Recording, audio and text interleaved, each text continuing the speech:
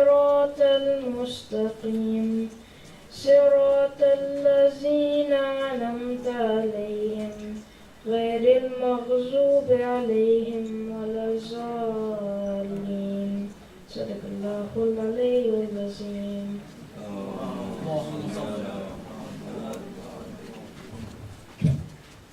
Prior to I invite Sheikh Ammar Haider to the podium, I'd just like to remind everyone we will have these programs until the 9th of Muharram, inshallah. We'll be starting exactly at 9 o'clock. Asking the Sheikh to start the majlis at 9 o'clock. So please pass the word and so people can be here on time. Sheikh Ammar Haider is visiting us from Dallas. He has spent several years in Qom. He's fluent in English, Urdu, Farsi, and Arabic. Very well knowledgeable Sheikh. I'd like to invite Sheikh to the podium. Prior to his lecture, we'll have short Q&A session. Any questions regarding Muharram or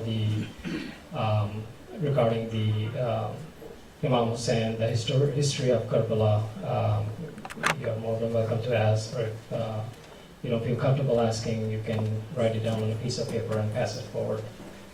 With the allowed salawat, please invite Sheikh Ammar. اللهم صل على محمد وآل محمد.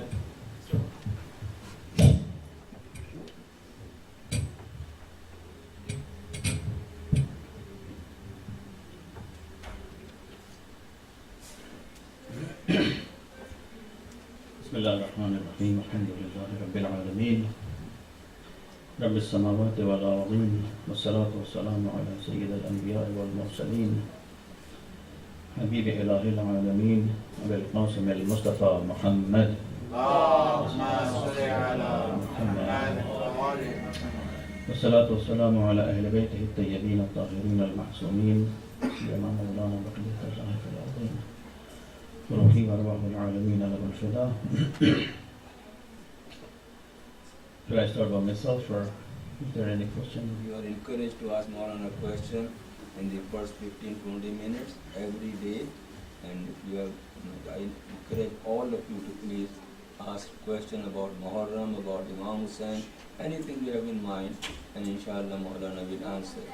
If you have any private question which you want to ask, you can ask Maulana after the majlis, and inshallah if you have any other question regarding Islam or your personal thing, whatever you like, after the majlis you can also ask.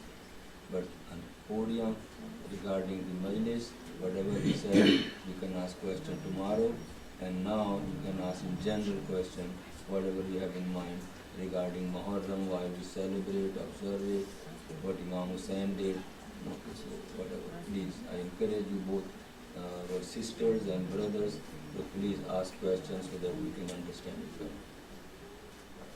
From holistic manner, could you shed some light on why commemorating Karbala, why is it important to us?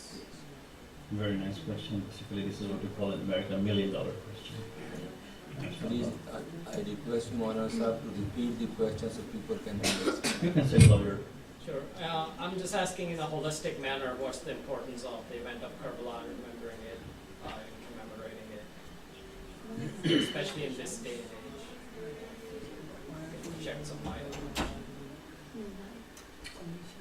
Bismillahirrahmanirrahim. The basic point is not only Karbala.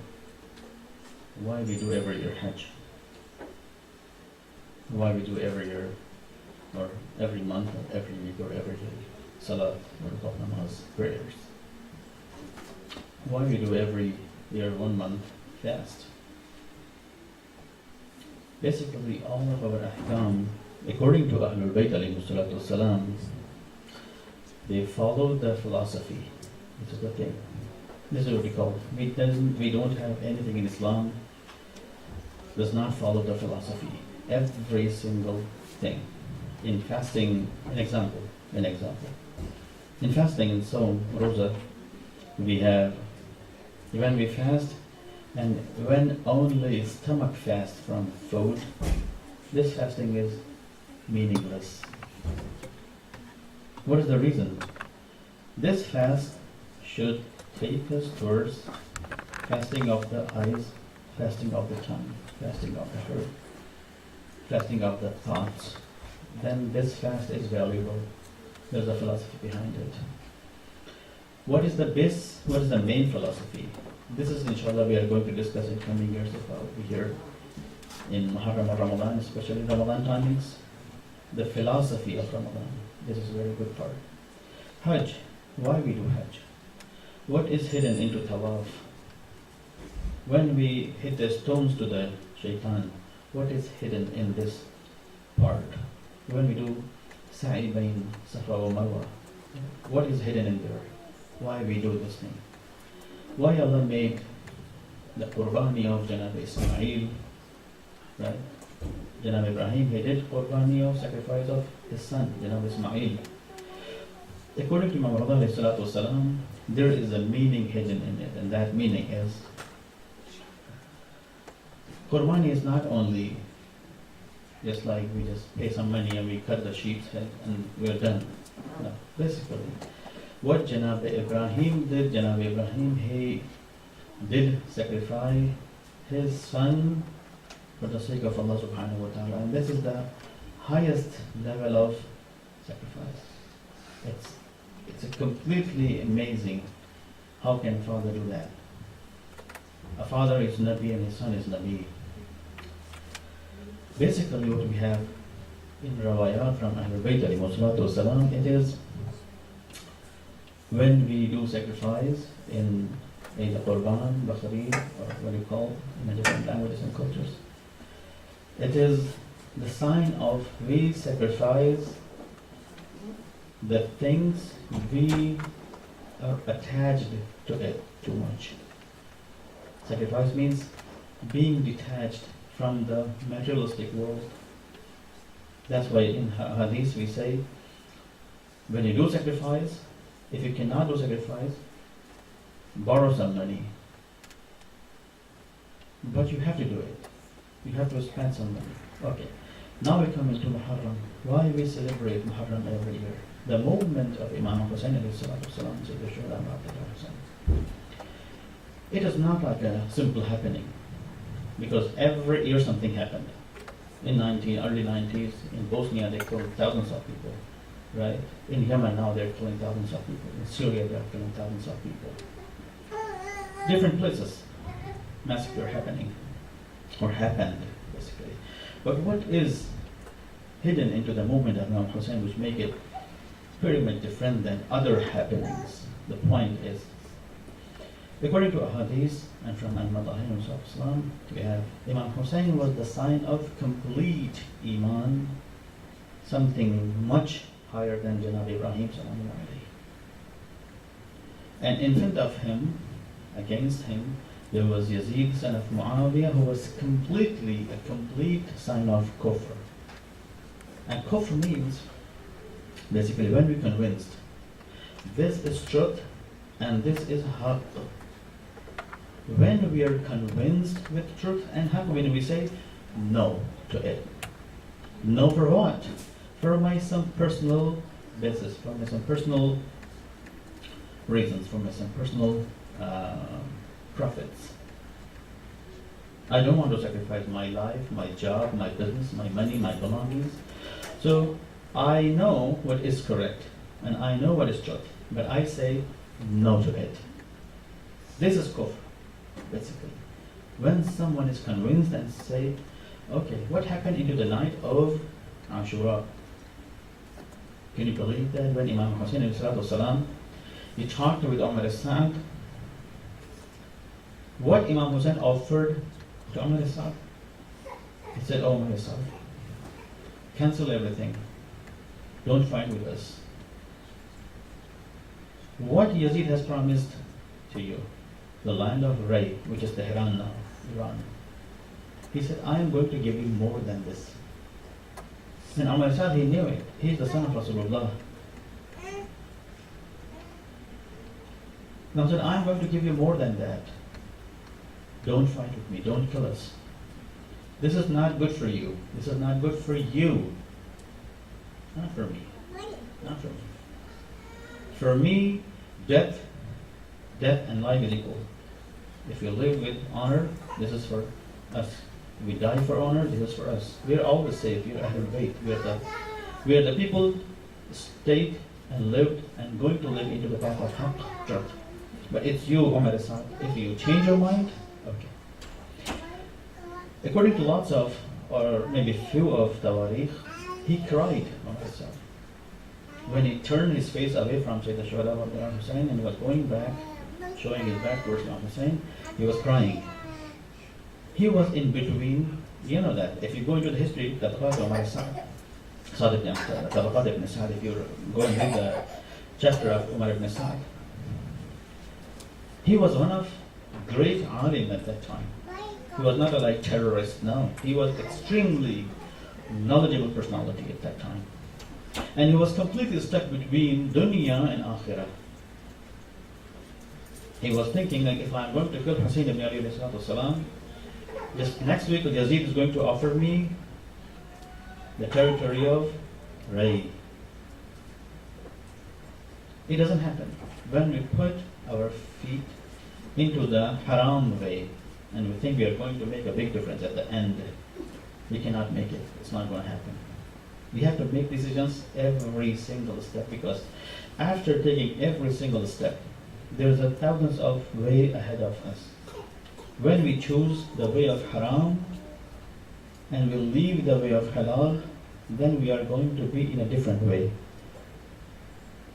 Rather than we put our foot in the halal way and we move towards halal, that's maybe another way. And this is the sunnat ilahi. Nobody can change it. No way. We cannot say, let's do gunah today, let's do ma'asiyah today, and tomorrow I'll inshallah fix it. The day will come tomorrow after happening this day, after doing this ma'asiyah, that day will be something else. Then the day there is halal done before it, and correct path. This is a very important thing. He was cried. He cried. Ammar he cried. But he chose this dunya. He made decision of this dunya. He said, no, I'm going to have this dunya. I'm going to with the words of Yazid, not with the word of you, Hussein ibn Ali. And that was his mistake. And that was a mistake of Yazid. And that was a mistake of Muawiyah. They all stood up against Ma'soomeen. Okay, what is the basic philosophy of Imam Hussein? And how will you recognize he is Imam Hussein, he is Imam Hassan, he is Imam Ali, he is Prophet Muhammad sallallahu alaihi wasallam. How do we recognize them? Anybody can call us and say, I'm a new prophet, follow me. How are we going to follow? What is the reason behind it basically? How we can differentiate this person is Nabi? The main point, according to logic of Quran, the main point is when Ma'soomeen, Anbiya alayhi salam, Rasulullah, when they live on this planet for a long time, 20 years, 30 years, 50 years, 60 years, 70 years, they don't speak lie, they don't trick, they don't misbehave. They were always live based on honor, truth, dignity, and all positive characters. That is the biggest proof that this person is a correct person. The person who never lied for 40 years definitely is not going to lie the day first after 40 years. This is the mantiq and logic of Rasulullah, he said. He said, oh people, I am the Nabi of Allah subhanahu wa ta'ala. Am I Ameen? Am I Sadiq? Am I trustworthy? Yes, Ya Rasulullah. You are all good. There's all good qualities in you. Okay, I am telling you that I am the messenger of Allah subhanahu wa ta'ala. And some of people, they said, wow, we are blessed to have you among us. And some people said, no, we are not going to accept it because your mission, your way is going to be against our culture. I am the son of that tribe, the big tribe. I am the big authority of that tribe. If I'm going to admit you, I have to leave my position. So they did not accept Rasulullah because of their position. Same logic Imam Hussein used for his mission. He said, I am seeing Batil is happening, and Haq is under Batil, and nobody is complaining. Nobody want to change it. As an Imam, I cannot sit down and just watch it. I have to talk. I have to work. I have to move forward. I have to take action. And he did. And he did. He said, yes, I am going to leave my city. And this movement, this journey towards people of Kufa, this is a sign of movement of Haqq. If you cannot do halal thing in the city, you live in the city and you cannot earn halal, you cannot eat halal, you have to change the city, you have to migrate from here to another place. If you are falling into haram, then you have to change your way, you have to change the city.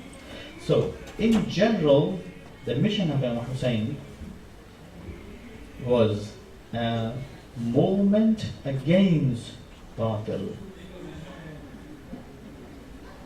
When we commemorate every year this year, we repeat this happening every year, that means we say, Ya Rasulullah, O Imam Ali, O Imam Hassan, O Sayyid al-Shuhada Abdullah Hussein, we are always into your way, and we are going to be in part of your mission, which is being against Batil, and we are going to be the support of truth, Amr bil Ma'ruf wa Nahy anil Munkar. We are going to be in support of. And the last point for this question, according to Imam Jafar Sadiq alayhi salatu wasalam, he says, Oh my Shia. Pay attention, my brothers and sisters, on this sentence of Imam Jafar Sadiq, everybody. He says, Oh my Shia, كونوا دعاة الناس بأعمالكم لا بألسنتكم. O my followers, invite others towards us Ahlul Bayt. كونوا دعاة الناس بأعمالكم, with your deed, لا بألسنتكم. Do not invite others towards us with your language or tongue. No, we don't need that. Whatever you want to do, just do by your amal. كونوا دعاة الناس بأعمالكم لا بألسنتكم. That means what? We have to become Husayni. We have to become Abdal. Like Abul Fadl al-Abbas, we have to become like Janabi Ali Akbar. We have to become like, Sayyidah Zahra Salamu Alayha, Bibi Zainab Salamu Alayha. This is the thing. So this is the philosophy of Karbala, inshallah, we are going to follow. Sallu ala Muhammad wa ala Muhammad. Allahumma salli ala Muhammad wa ala Muhammad.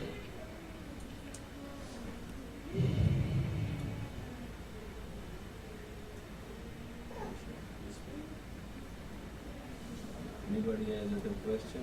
Otherwise, Maulana will start with this.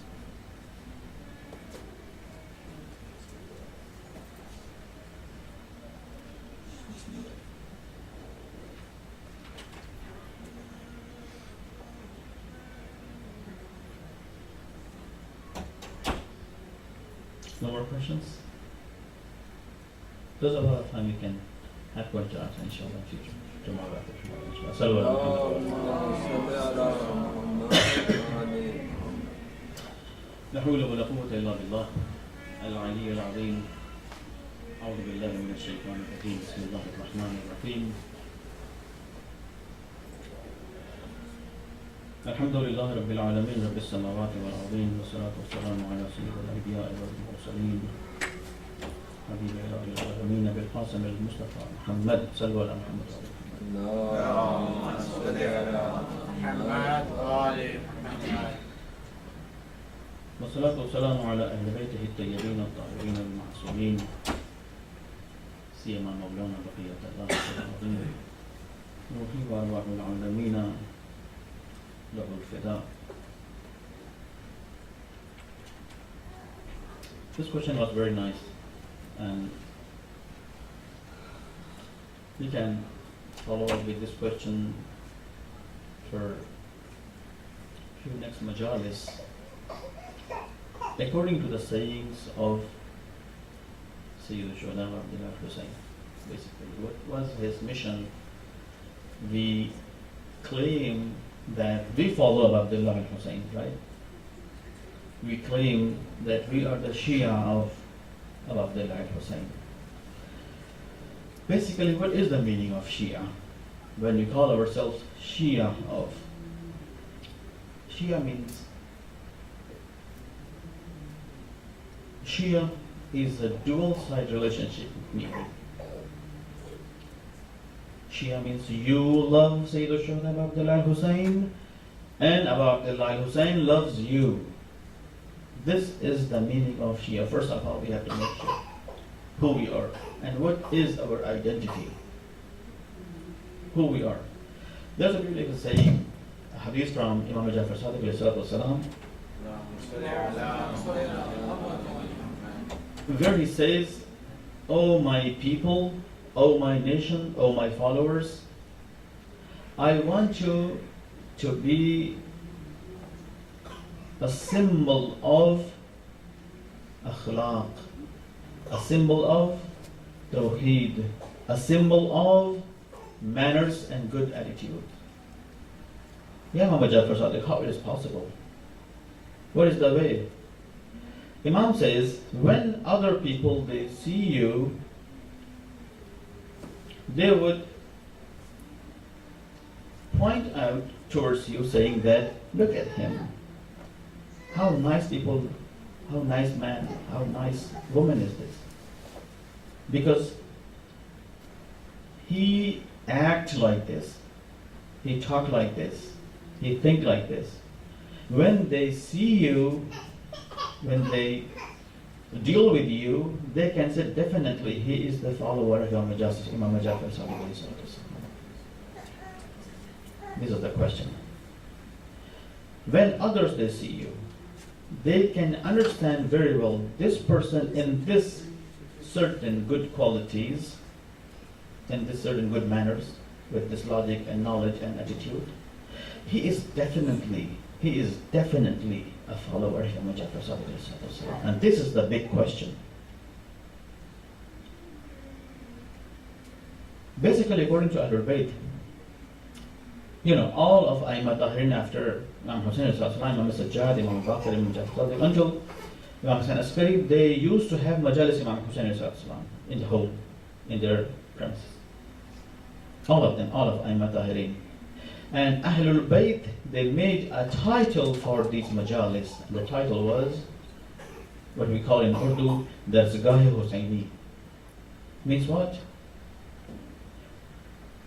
These majalis, in the year, or several times in the year, not only in the month of Muharram or Ramadan or Safar, no, throughout the year, they're going to be a very useful source of the knowledge of the science of Ahlul Bayt al-Islam. Quran has 114 surah, something around 6,000 ayat. How many ayat do we really manifestate in our lives? How many ayat? This is the big question. We have around, if I'm correct, we have around more than 600,000 ahadith from Ahlul Bayt alayhi. Wow, it's a big number. 600,000 ahadith of Ahlul Bayt. How many of these ahadith reflect in our lives? How many of ahadith works with us? We think based on those ahadith. Basically, then who is Shia? Who is Shia? According to one of Ma'asumin alayhi salatu wasalam, he says, if you have any issue in your life, any issue, if you have any question in your life, in that particular question, if you have the answer from Ahlul Bayt, then you can call yourself Shia. I have a problem. I have a problem, and I am looking for a solution. And I am keep thinking on this issue, but after day, 2 day, 3 day, a week, a month, I could not realize the answer of Ahlul Bayt in this issue. We are in trouble. When we have some problem in our life, okay, now we are living in America. Any kind of problem if you have in our life, any kind of problem. We know the answer. When we go to the Google, we can call to this company, we can talk to the person who does counseling, and he's going to tell me exact what is the law. And we are going to act according to that law which works in America, right? In this city, in this town, in this country, in this state. We live, pay attention my brothers and sisters, we live based on some certain values.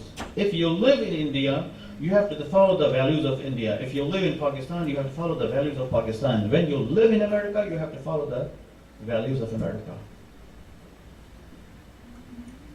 When we live in Christianity, when we live in Judaism, when we live in Hinduism, when we live in Islam, based on Islamic values, we should know that. We can say, yes, Sheikh, I know, this is the answer of Rasulullah. Yes, I know. But I'm going to choose my own way. I know that what Imam Ali said. I know that. Okay, thank you very much. But I'm going to choose my own way. Can we call ourselves Shia? Big question. A big question. There's a very beautiful book. The book's name is Sayings of Imam Hussein alayhi salatu wasalam from Medina towards Karbala. Medina to Karbala. A small book, maybe 300, 400 pages, written by some Mushtahid, Sheikh Ayatollah Najmi from Iran. He compiled basically all of the sayings of Imam Hussein alayhi salatu wasalam. What Imam Hussein he talked or he discussed when he left Medina towards Kufa. When we read all these khutabat, all these talks of Imam Hussein, then we can understand what was the mission of Imam Hussein, what was the mission of Karbala. Why Imam Hussein he sacrificed his best ones. It is not easy, my brothers and sisters, it is not easy, it is not easy.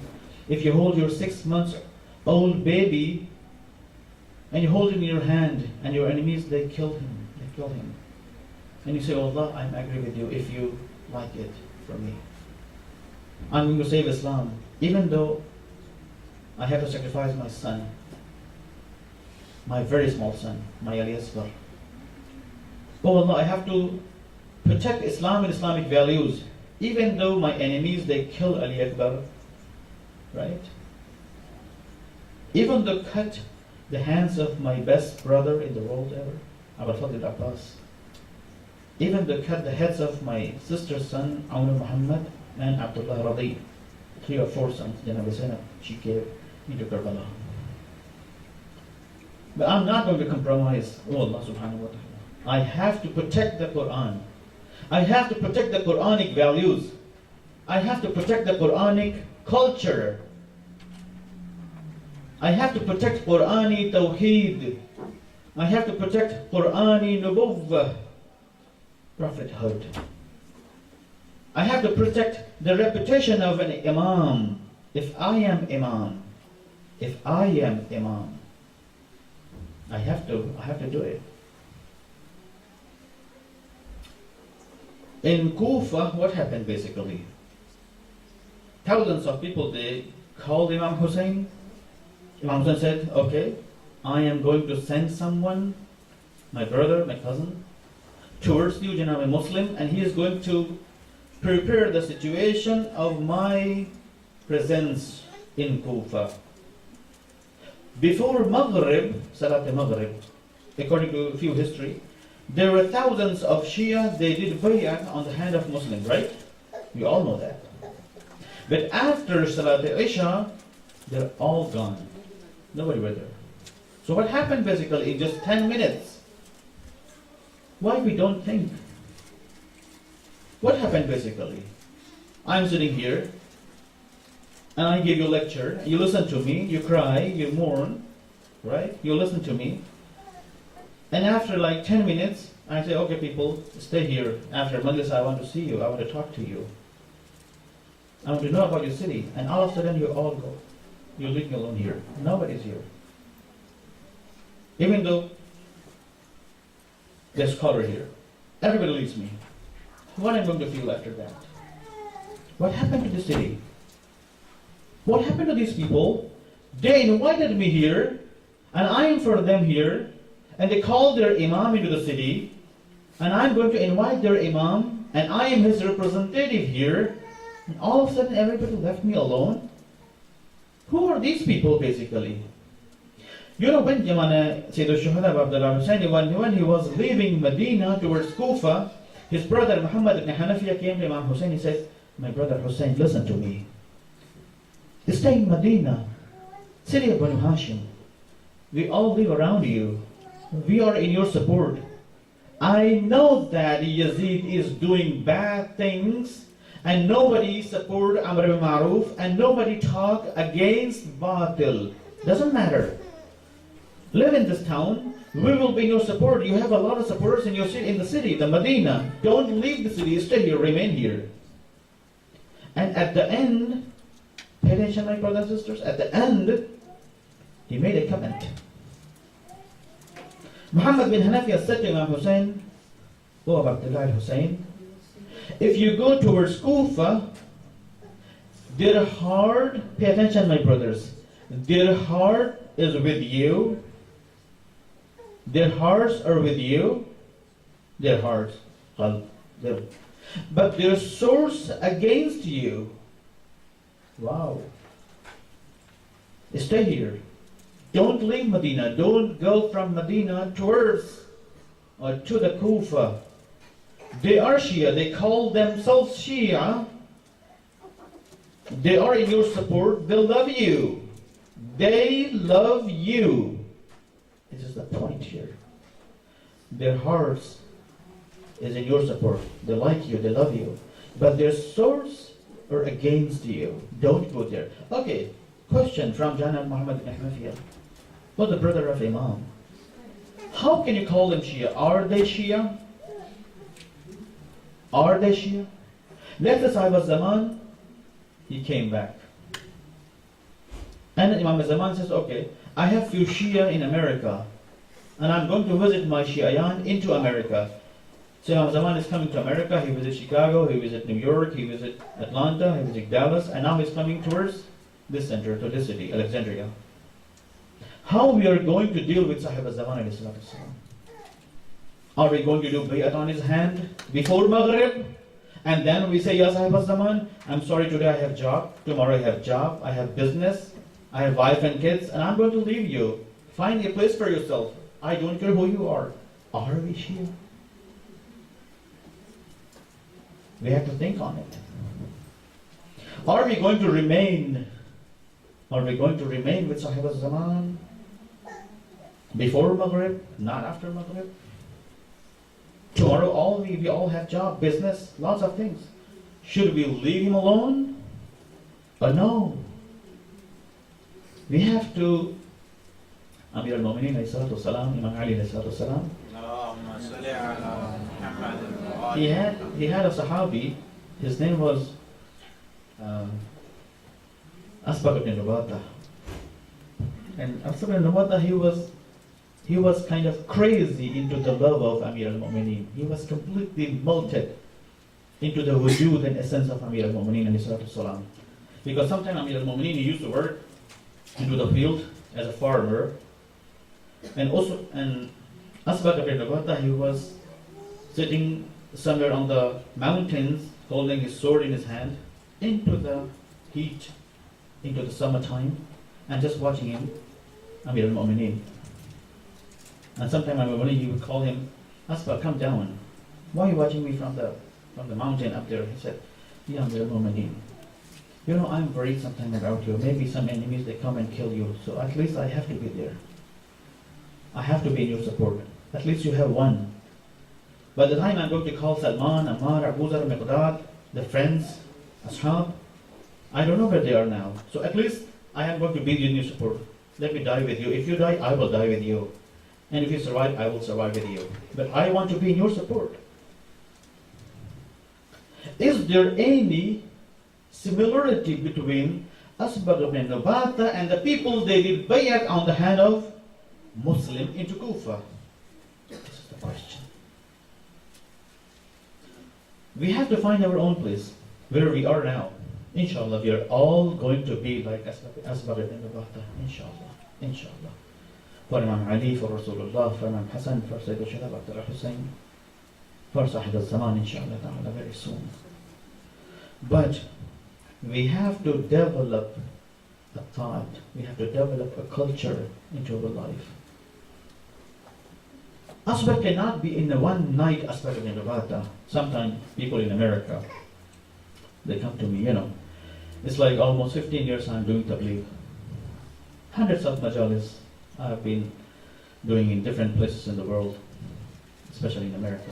Lots of time people, they come to me and they say, Sheikh Ammar, I have a son and he has a problem. I have a daughter and she has a problem. You know what they want from me basically? People, they want from me, they say, I have a daughter, she has a problem. I have a son, he has a problem.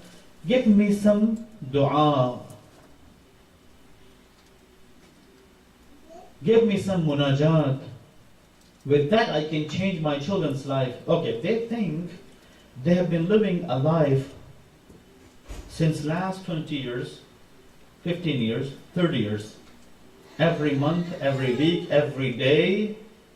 And at the end of 20 years, 25 years, 15 years, 30 years, Sheikh Ammar is going to give me a sentence, and he's going to give this sentence to his daughter or his son, and he's going to recite it, and the next day she's going to turn into Fatima Zahra sallallahu alayhi. No, it's not going to happen.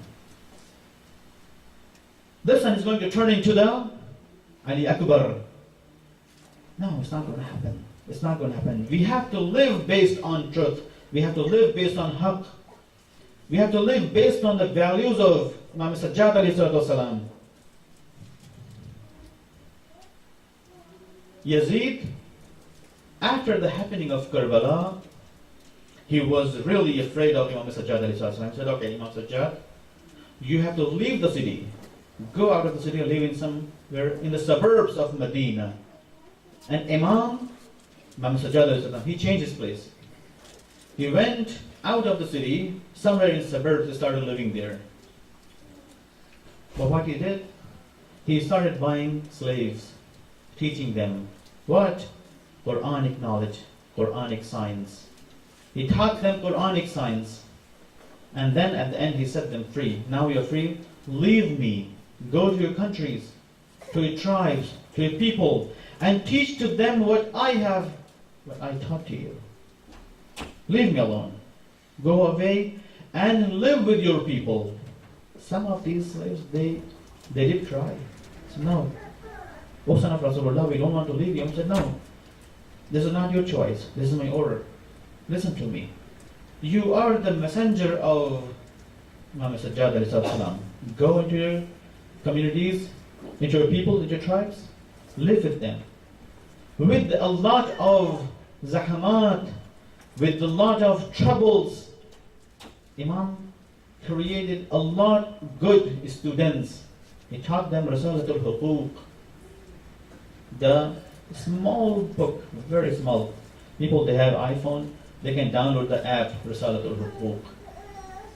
How you have to deal with your mother, how you have to deal with your parents, how you have to deal with your wife, how you have to deal with your husband, your kids, your neighbors, your community members, your friends, your foes, your enemies. When we live based on these signs, when we live based on these values, then we can say, yes, we are the Shia of Imam Sajjad alayhi salatu wasalam. We are the Shia of Sayyidus Sajideen.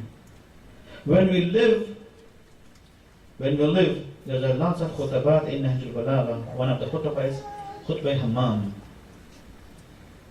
Lots of good teachings of Amir al-Mu'mineen. When we live based on that khutbah, at least one khutbah, this is one khutbah, and we have thousands of ahadiths from Amir al-Mu'mineen. When we live based on that khutbah, at least then we can say, yes, we are the Shia of Ali ibn Abi Talib alayhi salatu wasalam. Shia means we love them and they love us. If we love them and they do not love us, we can be muhib. People of Kufa, they were muhib of Hussein ibn Ali. They said, Ya Hussein, come to us. When Imam sent his wakil, his wasi, his wali towards them, Janab al-Muslim, First they did bay'ah and then they leave him alone. They left him alone. The reason, they have never been living based on the values of Quran, values of Amir al-Mu'mineen, values of Imam Hassan, Imam Sajjad, Sayyid al-Shah, Abdul Hussain. They called themselves Shia.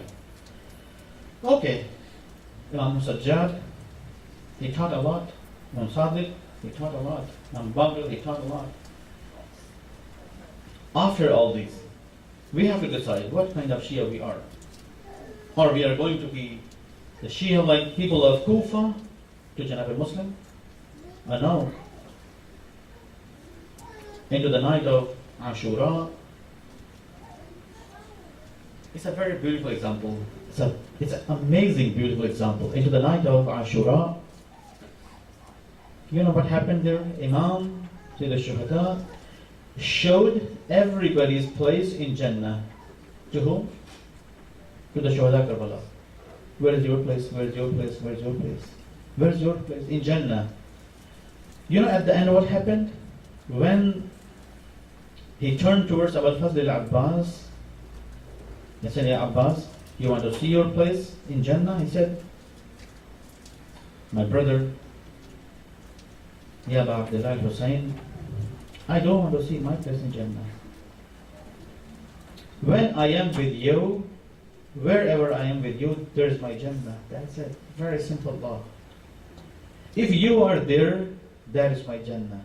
If I'm associated with you, if I am on your ship, if I am with you, if I am in your support, and if you love me, and if you want me to be with you, when I am with you, there is my Jannah. Otherwise, what is Jannah?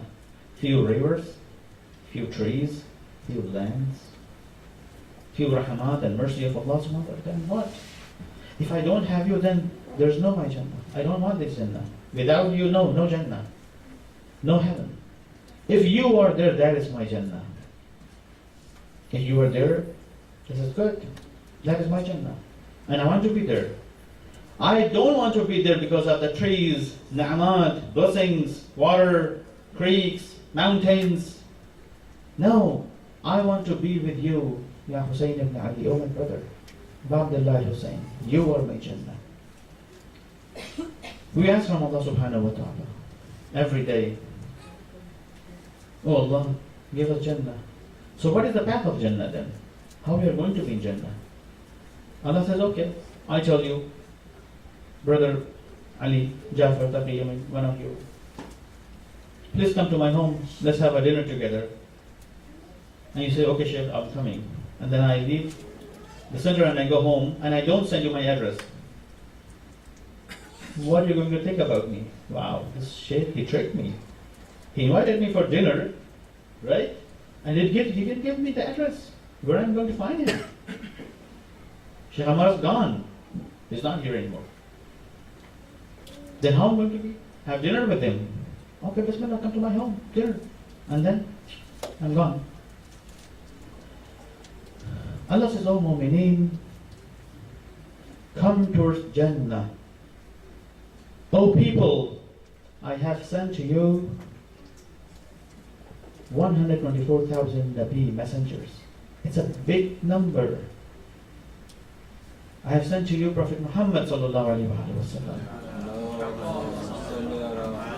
I have sent to you Ali ibn Abi Talib. I have sent to you Hussein ibn Ali. I have sent to you Abdullah Hussein. Follow them. Watch their footsteps and come towards Jannah. Yes, Allah, I know that. I'm going to follow them. But what is the address?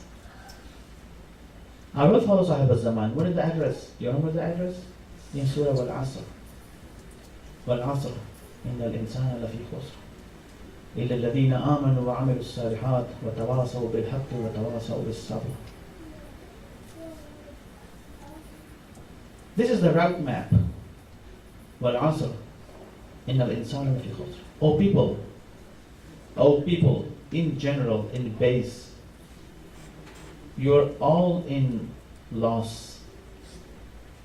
You're all in loss, except those إلا الذين آمنوا وعملوا الصالحات, two things together. People, they brought Iman and they did good amal, good deed. Iman and amal salih together. Not only Iman. Yes, I love you, Ya Rasulullah. Yes, I love you, Ya Ali. Yes, I love you, Sayyid al-Shuhada. And then I turn my face and I go, let's enjoy the life. Who cares about Imam Hussein? Who cares about Imam Sajjad? Who cares about Imam Jafar Sadiq? Who cares about Prophet Muhammad? Let them live their own life. Enjoy the life. This is not Shia. وَالْعَصْرِ إِنَّ الْإِنسَانَ لَفِي خُسْرٍ. In base, by nature, you're all in khusran, in loss. Unless you choose good values for your life. If you say to your son, this is the best food for your health, eat it. Eat it. This kebab is very good for you. And you feed him. Breakfast, kebab. Lunch, kebab. Dinner, kebab. Next day, breakfast, again, kebab. And then kebab, and then kebab, and then kebab. One day this child is going to kill you because of this kebab. Definitely, make sure. As you show him kebab, he's going to shoot you. And you're gone. Oh, this boy is killed just because of kebab? Yes. No. You have to guide your children, you have to give them ideas, you have to give them the knowledge to choose the best. Yes, sometimes you interfere into the mawdu'at. You say, no, this is good for you, don't touch it, go with it. Do this, read this, think like this, act like this. This is very good. But in general, you are going to teach them how they are going to make decisions, good decisions for the future. Then you are a good parent. You are a good father. You are a good mother. If you could teach your children, always make good decisions. Then by themselves, they are going to raise themselves. They are going to always make good decisions. وَالْعَصْرِ إِنَّ الْإِنسَانَ لَفِي خُسْرٍ إِلَّا الَّذِينَ آمَنُوا وَعَمِلُوا الصَّالِحَاتِ. First, Iman. Quran says, يَا أَيُّهَا الَّذِينَ آمَنُوا. We ask from Allah subhanahu wa ta'ala, oh Allah, what is this Iman? Ya ayyuhalladhina amanu, O people of Iman, aminu. Again Iman? So how many times Iman? I said, La ilaha illallah, Muhammad Rasulullah, right? Aliyun waliyullah, Wasi Rasulullah, wa khalifatuhu bil afas. I'm done. Qulu la ilaha illallah tuflihu. Yes, in this dunya when you say La ilaha illallah, your blood, your jaan, your namus, your everything is in protection, you're safe. Good. Ya ayyuhalladhina amanu, aminu. Then what is this Iman? O people of Iman, bring Iman. Go for Iman. Bring Iman again. So what is this Iman then? We are already people of Iman. Ya ayyuhalladhina amanu. Oh Allah, you're calling us as a people of Iman, then what is this Iman? No, Iman with tongue is something else.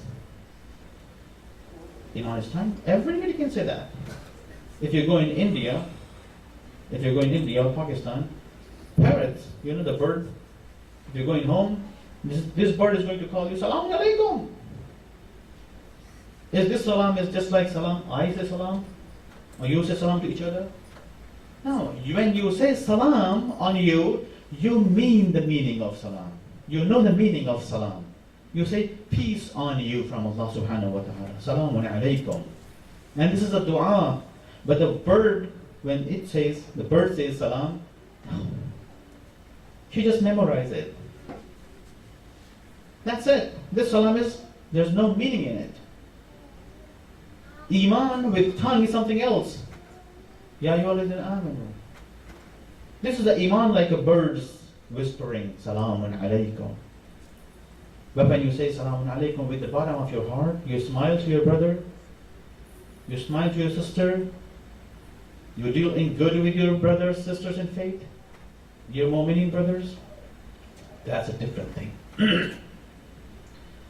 Wal-Asr, I swear upon the time. I swear upon this khilqah. Wal-Asr, Inna al-insana lafi khusr. You're all in loss. Except those إِلَّا الَّذِينَ آمَنُوا وَعَمِلُوا الصَّالِحَاتِ. Iman and amal. And not only amal, no.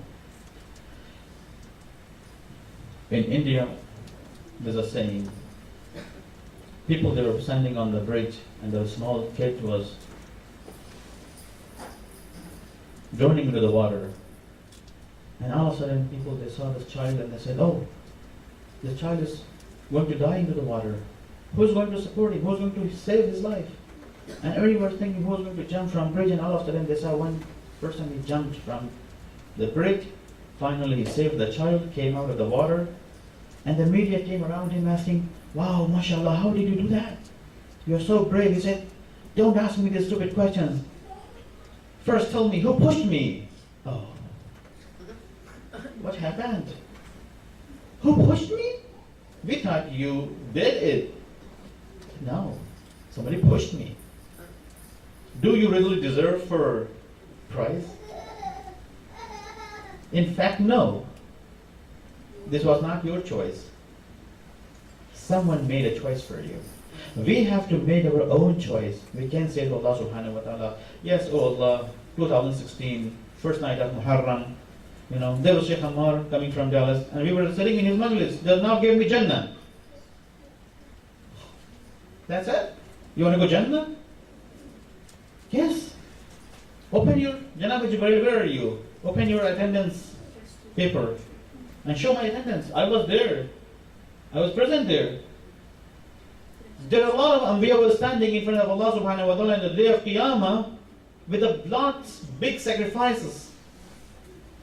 And we're going to stand there saying that, yes, we were there in the majlis. That's it.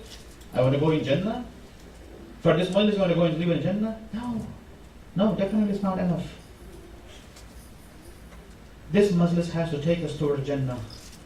This majlis has to take us towards about the life Hussain. And inshallah, these majalis are going to take us towards Fatimah al-Zahra salamun alayha. Inshallah, these majalis are going to take us towards Amir al-Mu'minin Ali ibn Abi Talib alayhi salatu wassalam. But we have to understand their philosophy. We have to understand the meaning of their sayings, the philosophy of the life of Anbiya, Rasulullah, Ahlul Bayt alayhi salatu wassalam. Without that, it's not going to happen. No.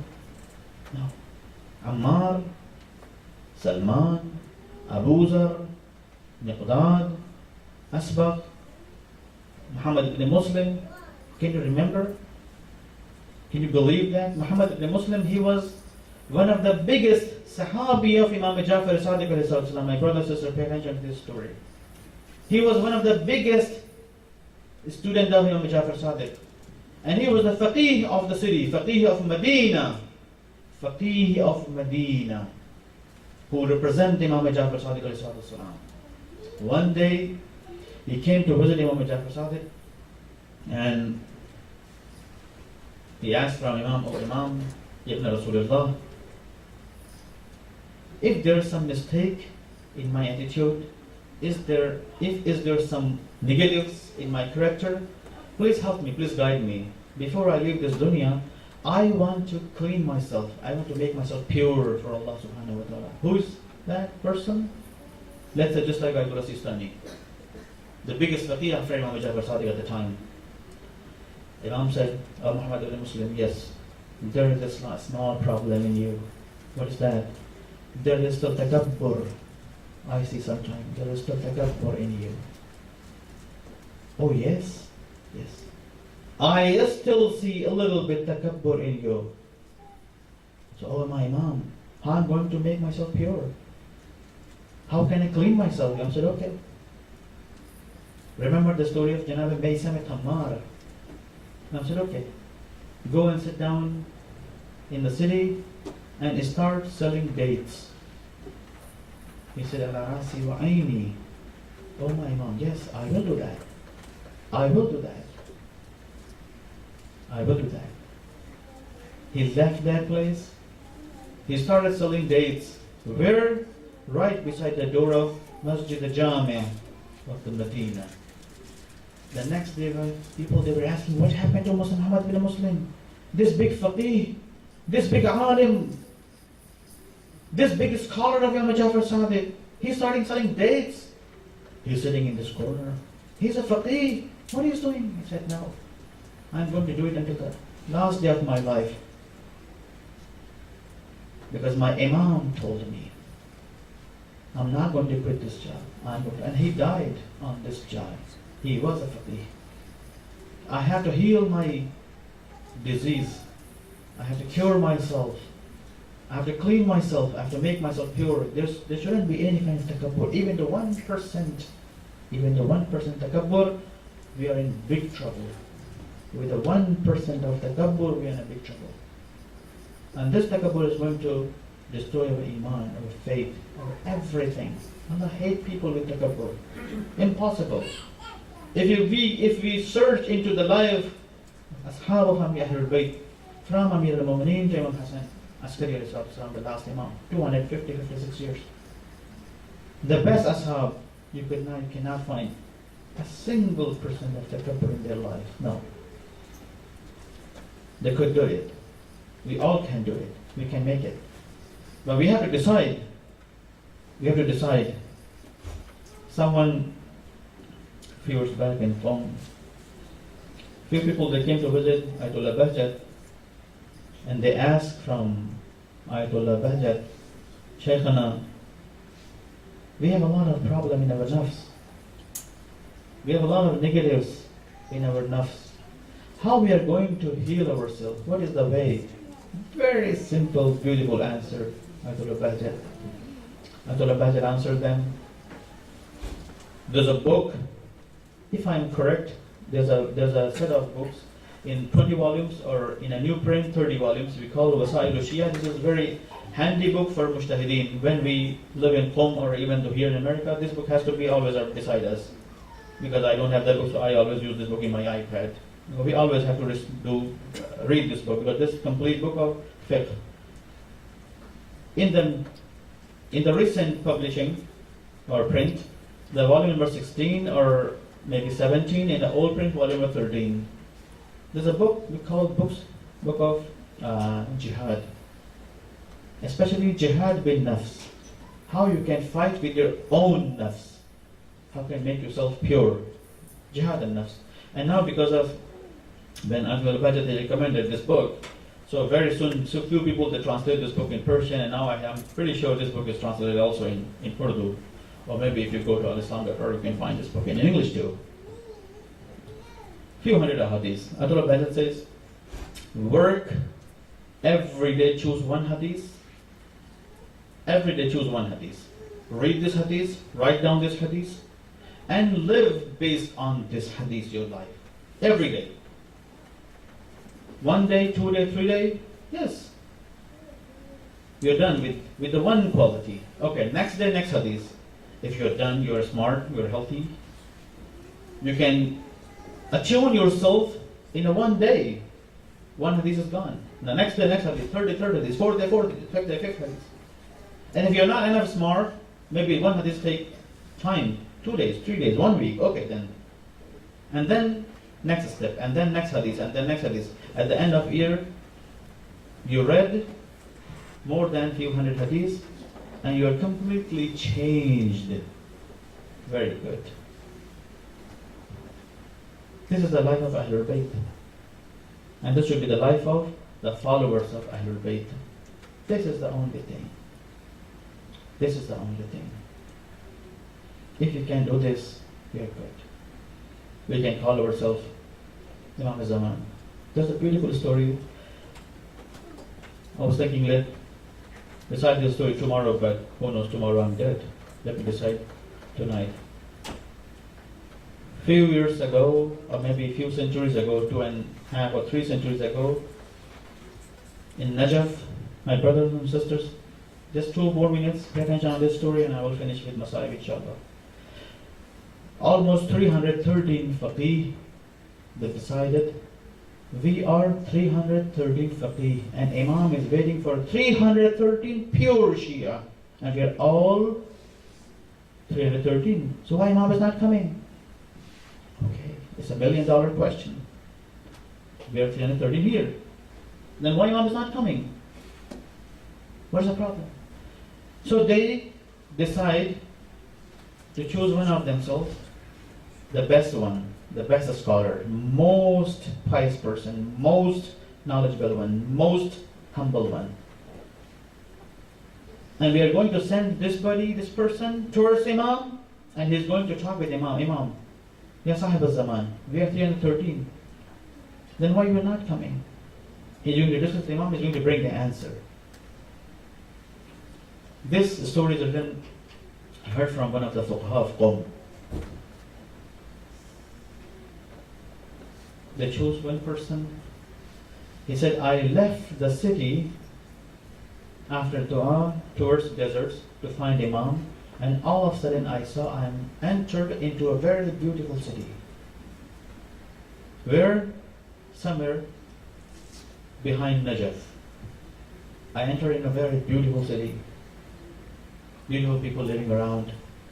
I asked from one of the people living in the city, I said, what is the city's name? Who are these people? They said, this is the city of Sahib al-Zaman. Who are these people? They are the best ones for Sahib al-Zaman. You are into the city of Sahib al-Zaman. He was, oh good, alhamdulillah. So where is Sahib al-Zaman? I said, he lives in that address. That's the place for Sahib al-Zaman. He said, okay, I'm going to visit Sahib al-Zaman. I'm going to meet him. I'm going to find him. I'm going to talk to him. Yes, Sahib al-Zaman. Well, you're not coming. We are 10:30. We are ready for you. At least we're done. We're good. Come on. And then he went to Sahib al-Zaman, that place. A person came from Sahib al-Zaman and he said, okay, you're coming from a journey, a trip. You have to take some rest. You need some food. You need some water. Come on. I'm going to take you for some place. Sit down there. Live there for one night at least. Take some rest. And tomorrow morning you're going to see Sahib al-Zaman. He said, very good. He said, very good. He had a very good food. He had everything excellent. And the next day, a person came to Imam Sahib al-Zaman and said, okay, Imam al-Zaman has decided he is going to marry you with a very beautiful woman. And you live with woman for one more day. And then tomorrow you're going to see Sahib al-Zaman. He said, very good. It's very good. And then Imam married him, not Imam, someone married him with that girl, with that lady. And after marriage, after 1 hour, 2 hours, a person came in and saying that, Imam wants to see you right now. He said, just go and tell Imam I'll come after 2-3 hours. Let me sit down with my wife. He said, no, you have to come right now. He said, yes, I want to come, but just give me some time, at least half an hour. He said, Imam, I want to nap right now. He said, just give me 10 minutes. Let me see my wife. He said, no, Imam wants to right now. He said, yes, I'm ready to come, but give me some time at least. And all of a sudden, everything disappeared. And he's again into the desert. And the message was, you are still busy with your dunya, with your lust, with your taste. You call yourself pure Shia for Sahib al-Zaman. No, inshallah. Inshallah. Shaykh, people, mu'mineen, we all have to work together to grow up. To grow up. We have to reach to bulugh, to that place we can call ourselves Shia. Zuhur, every second can happen. What's happening in the Middle East? Lots of ulama, they say there's a lot of athar and alamat for Zuhur. But inshallah, we have to make ourselves ready for that happening, for that beautiful day. Anytime Sahib al-Zaman can call us. Hal min nasirin yansuruni, the same voice Imam Hussein mentioned in the land of Karbala. Is there anyone who's going to help me? Hal min nasirin yansuruni. What if we listen the same words from Sahib al-Zaman? Hal min nasirin yansuruni. We have to be ready. Only one way. There's only one way we can be ready for Sahib al-Zaman. When we live based on their values. When we live based on Quranic values. When we live based on Quranic values. That's it. We're going to Masahib for just few minutes. It is very important. You have to ask from Abu Abdullah Hussain, O Sahib al-Zaman, O Imam Jafar Sadiq, O Imam al-Baqir, O Amir al-Mu'mineen. This life is hard. There's a lot of attractions for this dunya. There's a lot of distractions from haq. Please help us. Without your help, we cannot do it. Marhum Aidullah Qazi, rahmatullah alayhi, one of the great faqih, when he passed away, after his death, one of his students saw him in his dream, Marhum Sayyid Qazi, and asked Sayyid Qazi, if Allah gives you another life and you would come into this dunya, what amal you would like to do more? He was a faqih, perfect amal, always halal, always mustahabat done, completely away from all muharramat, even though away from makruhat. With all these qualities, he said, I would love to recite more Ziyarat Ashura. Subhanallah. Inshallah, tomorrow I'm going to discuss a little bit more in detail about Ziyarat Ashura. What is this ziyarah basically? Why we need this ziyarah basically. This ziyarah is written in the Mafatih. And we just recite this ziyarah in the Ashura, maybe it's one time, two times. No. Ziyarat Ashura is a big remedy. It's a big remedy for soul. It's a big remedy for disease. It's a big remedy. Ziyarat Ashura is a mu'jiza. What is hidden into Ziyarat Ashura? What is the thing? What exists in Ziyarat Ashura? Who is Imam Hussain and what is this Ashura? Inshallah we'll discuss more. When Janab Muslim, he was sent by Imam Hussain to the Kufa. He came to the Kufa and he conveyed the message of Imam Hussain to the people of Kufa. He said, O people of Kufa, your Imam, you invited him. He is in his way and he is coming towards you. Join him. And I am his wakil and I am his Rasul and I am his messenger. Do bay'ah with me and he'll be with you. But the people, what they did to Janab Muslim, you all know that. They fought with him. When they were taking Janab Muslim towards Darul Amara's roof, can you believe that? He never thought about his life, what is going to happen to him. He never thought about that. He was completely as absorbed into Hussain ibn Ali. He was crying.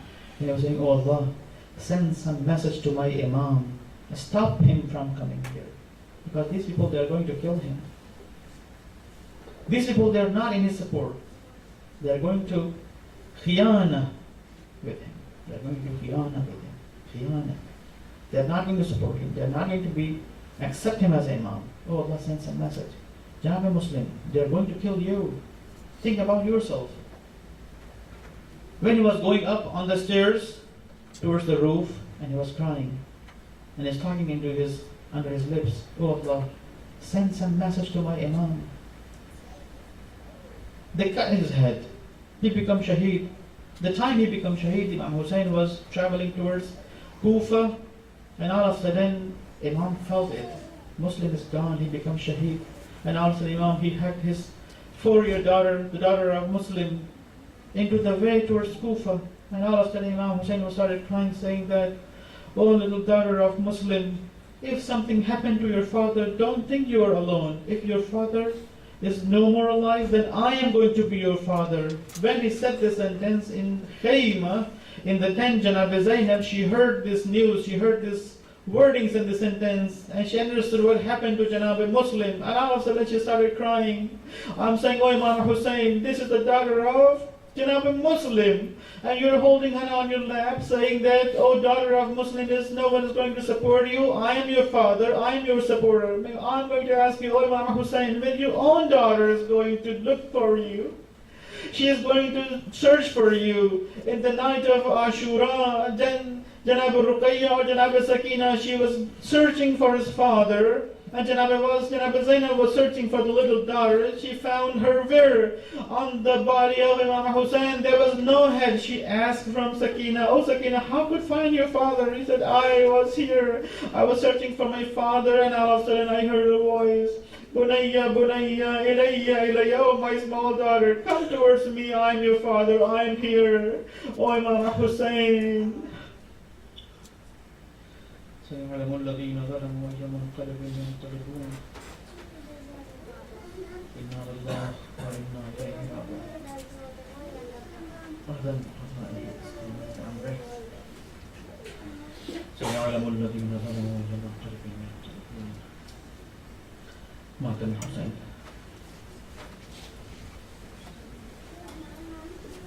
यहाँ से